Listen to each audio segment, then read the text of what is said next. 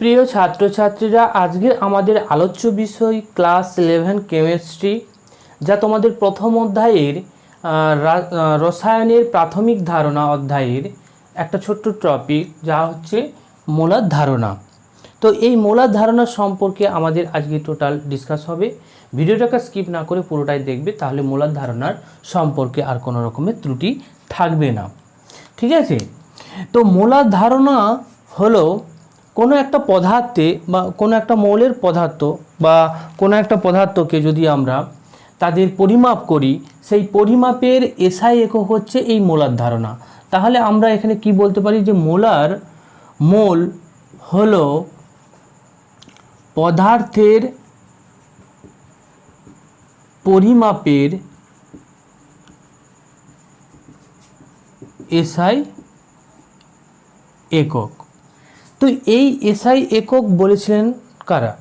এখানে ইউপ্যাক, ঠিক আছে, ইউপ্যাক ঠিক করেছিলেন বা সুপারিশ দিয়েছিলেন যে কোনো পদার্থের পরিমাপের এসআই একক হবে, তা হচ্ছে মোল। তো মোল জিনিসটা কি, সেটা আমাদের ডাইরেক্টলি না করে একটা কোনো সাপেক্ষ নিয়ে করতে হবে। কীরকম? ধরলাম এখানে কোনো একটা পদার্থ আমি নিয়েছি, ধরলাম এখানে অক্সিজেন নিয়েছি, ঠিক আছে, 1 মোল পরিমাণ অক্সিজেন নিলাম। তো এই 1 মোল পরিমাণ অক্সিজেন বলতে আমরা কোনটাকে বুঝবো? যে কার্বন 12 আইসোটোপ,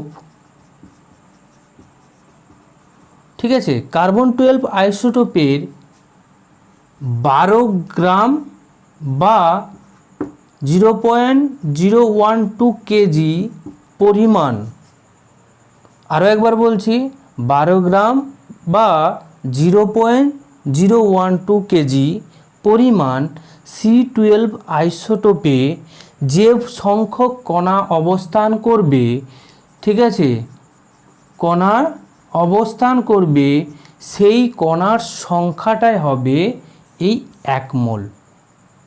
বোঝা গেল? তো এইখানে তোমাদের সংজ্ঞাটা কিন্তু জাস্ট রিডিং পড়ে রাখবে, সেইভাবে আর মনে রাখার দরকার নেই। কারণ তোমাদের যেটা মনে রাখতে হবে যে 1 মোল পদার্থ, ঠিক আছে, 1 মোল পদার্থ বলতে এটাই জানবে যে ওই পদার্থে n সংখ্যক বা অ্যাভোগাড্রো সংখ্যক কণা উপস্থিত থাকে। এইটা তোমাদের কিন্তু মনে রাখতে হবে, ঠিক আছে? তো এইখানে আমরা 1 মোল পদার্থ বলতে n সংখ্যক অর্থাৎ অ্যাভোগাড্রো সংখ্যক কণা বর্তমান থাকবে, যেটাকে আমরা ক্যাপিটাল N দিয়ে অ্যাভোগাড্রোর যে তোমার সংখ্যা তাকে ক্যাপিটাল N দ্বারা ডিনোট করি, ঠিক আছে? তো এইখানে আরও একটা জিনিস তোমরা মনে রাখবে যে 1 মোল পদার্থ বলতে তাদের যে উপাদান কণা, সেটা কিন্তু আমাদের মেনশন করে দিতে হবে, না হলে কিন্তু আমরা সঠিক নির্দেশ পাবো না। কারণ কি, যদি আমরা বলি যে 1 মোল অক্সিজেন সমান কি বলতে পারি আমরা, তাই না?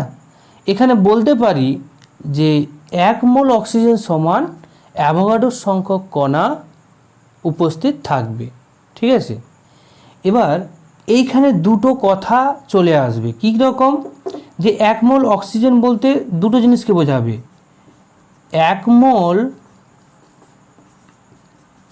অক্সিজেন পরমাণু, আরেকটা আসবে 1 মোল অক্সিজেন অণু, ঠিক আছে? এই দুটো কথাই আসবে, কিন্তু আমাদের মেনশন করে দিতে হবে এখানে পরমাণু না অণুর কথা বলেছি। কারণ 1 মোল পরিমাণ অক্সিজেনে অণুতে যে সংখ্যক পরমাণু থাকবে, 1 মোল অক্সিজেন পরমাণুতে কিন্তু কম থাকবে। কারণ কি, অক্সিজেন যেহেতু দ্বিপরমাণুক, ঠিক আছে, দ্বিপরমাণুক হওয়ার জন্য একটি অক্সিজেন অণুতে দুটি পরমাণু থাকবে, অক্সিজেন পরমাণু, ঠিক আছে। তাহলে এখানে যে 1 মোলের ক্ষেত্রে কি হবে, 1 মোল অণুতে অক্সিজেনের পরমাণু কটি থাকবে, তখন আমরা বলবো কি যে 2 গুণিত 1 মোল পরমাণু।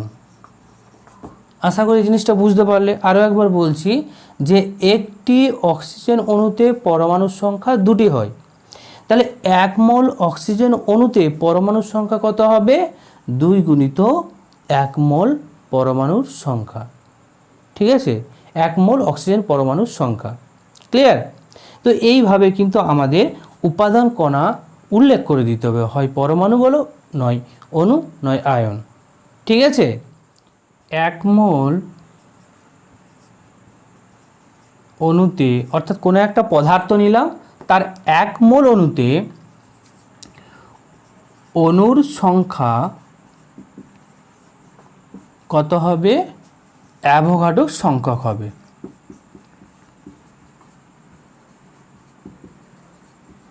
ঠিক আছে। আবার আমরা এইভাবেও বলতে পারি যে 1 মোল পরমাণুতে পরমাণু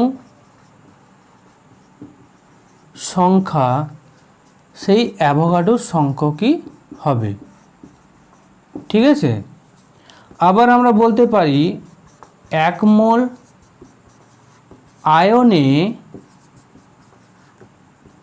আয়নের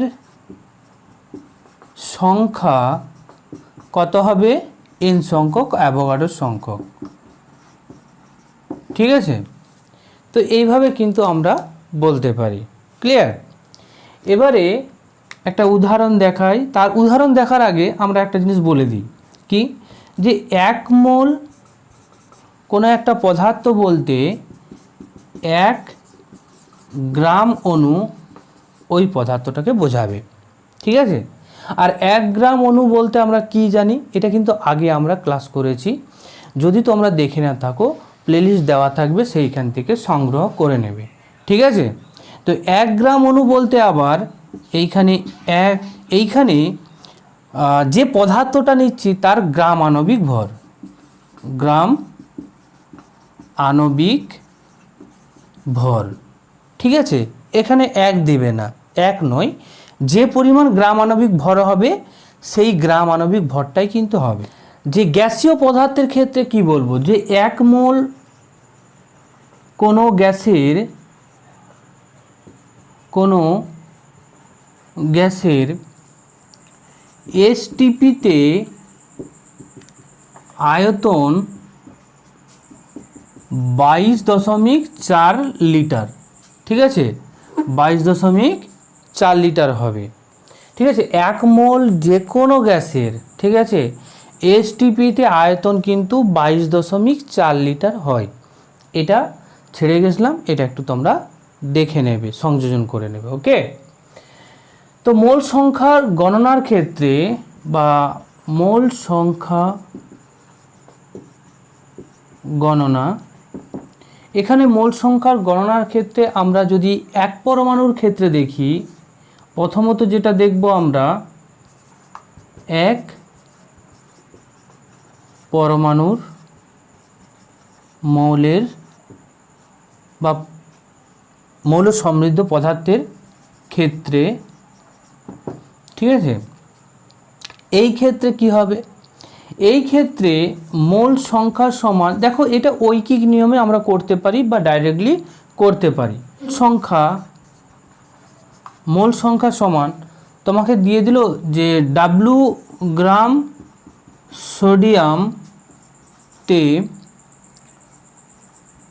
সোডিয়ামের মোল সংখ্যা কত, তখন আমাদের নির্ণয় করতে হবে। তাহলে মোল সংখ্যা সমান হবে এই যে পরিমাণটা দেওয়া আছে, ঠিক আছে, সেই পরিমাণটাকে উপরে লিখতে হবে, অর্থাৎ সেই পরিমাণকে আমরা ওই যে পদার্থটা দেওয়া আছে তার গ্রাম পরমাণু দ্বারা যদি আমরা ভাগ করি, গ্রাম পরমাণু ভর দ্বারা যদি ভাগ করা হয় তাহলে কিন্তু আমাদের মোল সংখ্যা আসবে। ঠিক আছে, তাহলে সোডিয়ামের গ্রাম পরমাণুর ভর কত? গ্রাম পরমাণুর ভর হচ্ছে 23, তাহলে W/23 এটাই হবে W গ্রাম সোডিয়ামের মোল সংখ্যা। বোঝা গেল? এইভাবে তোমরা দ্বিতীয়ত আরেকটা দেখে নিই যে বহু পরমাণুর ক্ষেত্রে, বহু পরমাণু বা অণুর ক্ষেত্রে, ঠিক আছে, তো এইখানেও যদি একটা নির্দিষ্ট পরিমাণ দিয়ে দেয় তার ক্ষেত্রে কীরকম হবে দেখো। ক্লিয়ার? এখানে মোল সংখ্যা সমান আমরা লিখে দেব পদার্থের ভর, অর্থাৎ যে পরিমাণ পদার্থটা দেওয়া আছে তার গ্রাম এককে ভর ডিভাইডেড বাই গ্রাম আণবিক ভর। বোঝা গেল? একটা উদাহরণ দিয়ে দিই তাহলে আরও ভালোভাবে বুঝতে পারবে। যেমন অক্সিজেন, ঠিক আছে, অক্সিজেনের ধরলাম এখানে 16 গ্রাম অক্সিজেনের মোল সংখ্যা আমাদের নির্ণয় করতে দিল। ঠিক আছে, তাহলে 16 গ্রাম অক্সিজেনের মোল সংখ্যা কত হবে? তাহলে 16 গ্রাম, অর্থাৎ পদার্থের ভরটা গ্রামে দেওয়া আছে 16, তাহলে উপরে যে সংখ্যাটা দেওয়া আছে সেটা 16 গ্রাম। ঠিক আছে, আর নিচে গ্রাম আণবিক ভর কত? অক্সিজেনের গ্রাম আণবিক ভর আমরা জানি 32 গ্রাম। ঠিক আছে, তাহলে এখানে গ্রাম গ্রাম কেটে গেল, এখানে 2 দিয়ে কেটে গেল, তাহলে কি হবে এখানে হাফ মোল। তাহলে মোল সংখ্যা কত হলো? হাফ মোল, বা এটাকে আমরা বড়জোর লিখতে পারি 0.5 মোল। বোঝা গেল? বহু পরমাণু বা অণুর ক্ষেত্রে কিন্তু আমরা এইভাবে করতে পারি। ঠিক একই রকমভাবে কিন্তু আমরা আয়নের ক্ষেত্রেও দেখব।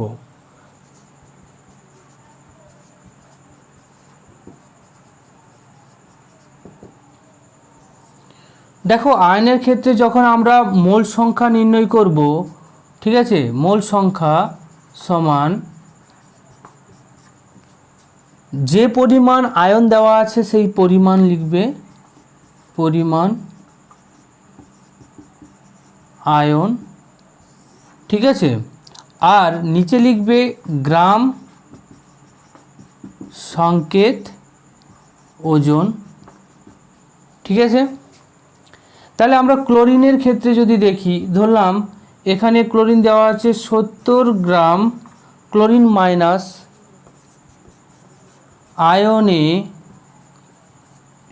আয়নের মোল সংখ্যা কত? তাহলে আমাদের কি করতে হবে? দেখো, ক্লোরিনের যে সংকেত, গ্রাম সংকেত ওজন বা ভর, তা হচ্ছে 35.5, এটা আমরা জানি।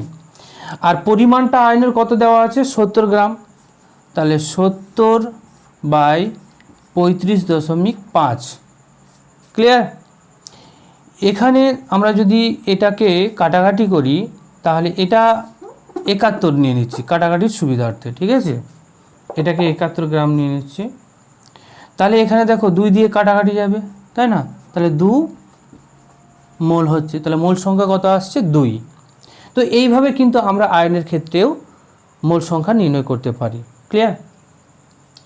এবার তোমাদের যদি বলা হয় যে গ্যাসীয় পদার্থের ক্ষেত্রে এসটিপিতে যদি আমরা মোল সংখ্যা নির্ণয় করি সেইটা কেমন হবে, তো চলা যাক আমরা গ্যাসের ক্ষেত্রে কিভাবে করতে পারি। যে 11.2 লিটার অক্সিজেন গ্যাসের মোল সংখ্যা কত? তাহলে আশা করি এটা নির্ণয় করতে পারবে। ঠিক আছে, কিভাবে নির্ণয় করবে দেখো, এখানে নির্ণয় করা কিভাবে হবে দেখো, 11.2 লিটার অক্সিজেন গ্যাসে মোল সংখ্যা সমান লিখবে যে পরিমাণ আয়তনটা দেওয়া আছে, যে পরিমাণ আয়তনটা দেওয়া আছে সেই আয়তনটাকে তোমরা উপরে লিখবে ডিভাইডেড বাই এক মোলে এসটিপিতে যে আয়তন হয় সেই আয়তন দিয়ে ভাগ করে দেবে। করে দিলে এখানে যে মোল সংখ্যাটা আসবে সেটাই হয়ে যাবে ওই গ্যাসীয় পদার্থের মোল সংখ্যা। তাহলে আয়তন থেকে মোল সংখ্যাও আমরা নির্ণয় করতে পারছি। বোঝা গেল? তো এইভাবেই কিন্তু আমরা মোল সংখ্যার গণনা করে থাকি। দেখো প্রশ্নটা কি আছে, এসটিপিতে 44.8 লিটার ওজন গ্যাসে কত সংখ্যক ওজন পরমাণু থাকে? তো ওজন গ্যাসের সংকেত O3, এটা আমরা জানি। তো এই ওজন গ্যাসে একটি যদি ওজন গ্যাস আমরা নিই, ঠিক আছে, এক অণু ওজন গ্যাস যদি নিই, তাতে আমরা দেখব 3টি অক্সিজেন পরমাণু থাকে। ঠিক আছে, তাহলে একটা ওজন গ্যাসে যদি 3টে অক্সিজেন পরমাণু থাকে, এখানে বলেছে যে 44.8 লিটার ওজন গ্যাসে কত সংখ্যক থাকবে। আর এইখানে সমাধান করার সময় তোমরা দেখবে যে এসটিপিতে বলে দিয়েছে। ঠিক আছে, তাহলে এসটিপিতে আমরা জানি, ঠিক আছে, যে 22.4 লিটার যে কোনো গ্যাসের অণুর সংখ্যা হবে কত? n সংখ্যক। আর যদি আমরা পরমাণুর সংখ্যা বের করব, তার ঠিক পরেই বের করব, যে পরিমাণ অণুর সংখ্যা বেরোবে তাকে আমরা 3 দিয়ে গুণ করে দিলে অক্সিজেন পরমাণুর সংখ্যা বেরিয়ে যাবে, তাই না? ঠিক সেইভাবেই এসটিপিতে 22.4 লিটার ওজন গ্যাসের অণুর সংখ্যা